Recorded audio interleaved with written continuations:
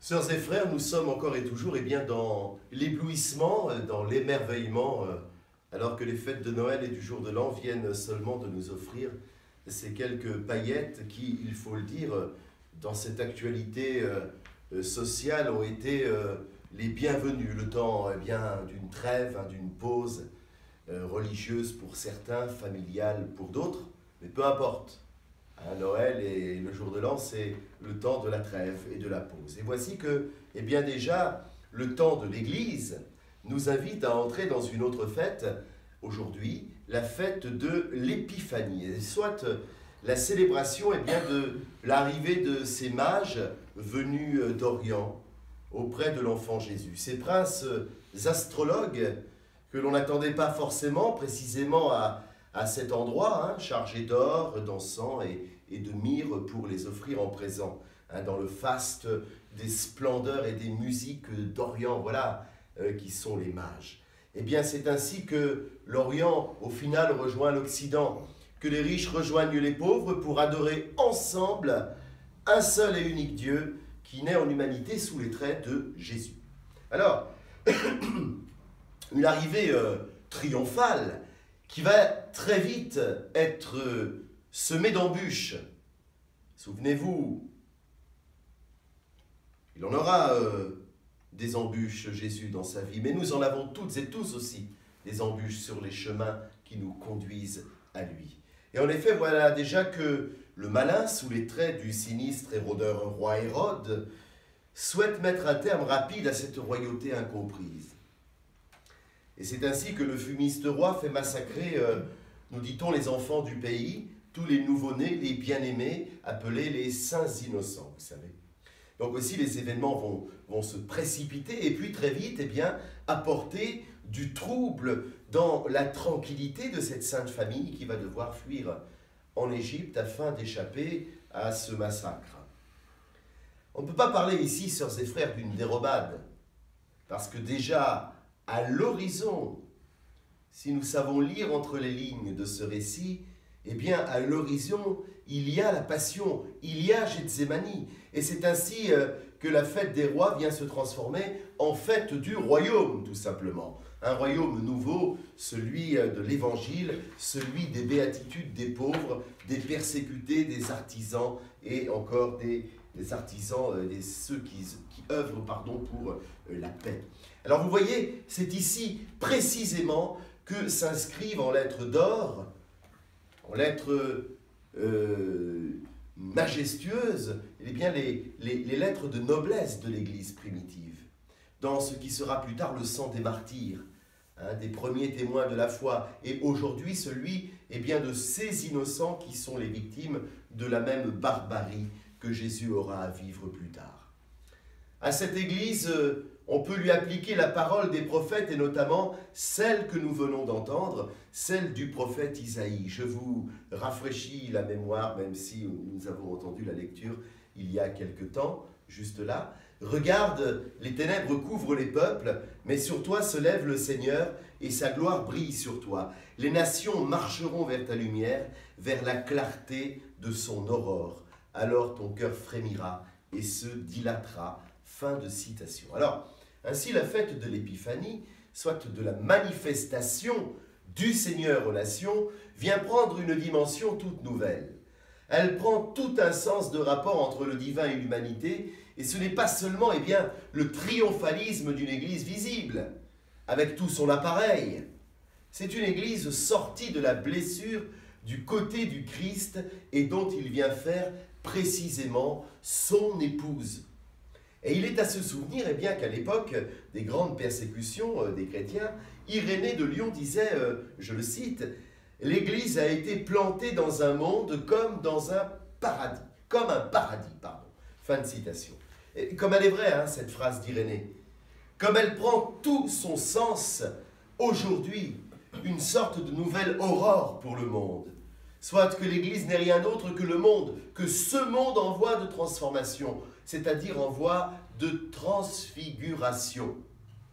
En effet, les chrétiens sont de par leur baptême, vous commencez à le savoir, prêtres, prophètes et rois, mais ce qui nous intéresse aussi, c'est que c'est la royauté du chrétien, le peuple de roi, hein, soit qu'ils deviennent alors les enfants de la promesse, c'est-à-dire, pour parler plus clairement, les énergies de Dieu, qui sont capables de transformer radicalement tous les événements du monde. Eh bien, c'est un peu ce à quoi nous avons l'impression d'assister en cette période de lourds conflits sociaux. Mais au-delà des querelles et des conflits d'hommes, eh bien, cette transfiguration, cette transformation, elle est là pour nous rappeler que nous autres humains, nous sommes en voie de divinité. La solidarité, c'est une épiphanie, tout comme le sont aussi la justice et la paix. Et de partout dans le monde où l'on se bat pour obtenir ces trois piliers de l'amour universel, eh bien nous vivons ou nous revivons une épiphanie. Ce que vivent dans l'épouvante nos sœurs et nos frères qui sont chrétiens en Orient, c'est une épiphanie. Et à travers leur vécu dans une foi tenace malgré tout, eh bien ils viennent aussi nous interpeller, nous autres chrétiens d'Occident, installés dans nos petits conforts, dans ces moments où nous nous posons des questions à l'infini sur les modes de présence de l'Église au monde. Hein? Faut-il des mouvements plus évangéliques, plus charismatiques encore pour aller convertir? Faut-il vraiment des mouvements de réveil, etc. Eh bien, ces chrétiens n'ont pas eu besoin de ces blablatures charismatiques pour témoigner de leur foi contre la haine, contre la guerre. Ils ont conservé la foi de leur baptême. Et à travers l'épreuve, et quelle épreuve! Ils ont conservé cette foi, sans artifice, sans précisément de charisme ou autre, juste en vivant pleinement leur baptême. Je pense qu'à eux seuls, ils réveilleraient plus d'un pasteur évangélique ou plus d'un groupe charismatique qui s'enferme dans leur église de salon pour tomber en transe et culpabiliser sans arrêt les personnes qui les suivent en disant qu'eux sont réveillés et que les autres non. Les chrétiens qui sont martyrisés et qui continuent à proclamer dans leurs églises, dans leurs chapelles, la foi de leur baptême, cela, moi, me réveille. Cela me donne l'envie de prier, de prêcher et de me rassembler dans le nom du Seigneur. Les chrétiens d'Orient vivent l'épiphanie de leur église comme une passion à travers les nuits et les brouillards et aujourd'hui, enfin, eh bien, leur fidélité et leur courage viennent donner un sacré exemple aux chrétiens du monde entier, faisant ainsi eh bien, rugir comme des diamants au beau milieu de tas de ruines et de tas de cendres. Alors, pendant toutes ces années, sœurs et frères, nos amis et nos frères et sœurs d'Orient ont vu leurs églises saccagées par Daesh. Ils ont été torturés, ils ont été égorgés, les femmes violées, les enfants kidnappés, ils ont tenu dans la foi qui était la leur, alors qu'ils n'avaient aucune manière de pouvoir la dire par les médias ou impuissants devant ce cruel génocide du XXIe siècle. Leur esprit et leur cœur se sont alors nourris eh bien, en priorité de quoi? De la prière et de l'Eucharistie. Par l'Eucharistie, eh bien, ils se sentaient incorporés dans le Christ, consanguins du Christ, souffrant, mort et ressuscité. Et combien de fois ont-ils dû chanter cet appel des tout premiers chrétiens, Maranatha, c'est-à-dire « Viens, Seigneur Jésus ». C'est en effet par l'Eucharistie que l'Église devient présence sacramentelle du Christ ressuscité.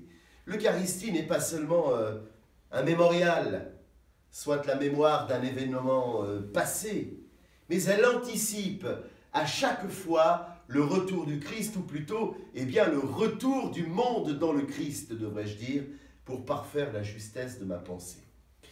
Et quoi qu'il en soit, des machiavélismes, des calculs, des grands stratèges, comme Hérode en son temps ou Daesh dans le nôtre, aujourd'hui, eh bien, les chrétiens d'Orient ont accompli ce formidable et inattendu bouleversement, cette lumineuse épiphanie d'espérance. Oui, sœurs et frères, comme un magnifique cadeau, bien plus beau que celui des rois mages, ils nous offrent à travers les larmes et les détresses qui sont les leurs, toute la vigueur de leur foi et de leur espérance, toute la vigueur et toute la vivacité d'une Église bien ancrée, d'une Église bien vivante. Il nous invite à être là où nous sommes, c'est-à-dire les manifestants des énergies de Dieu dans le monde.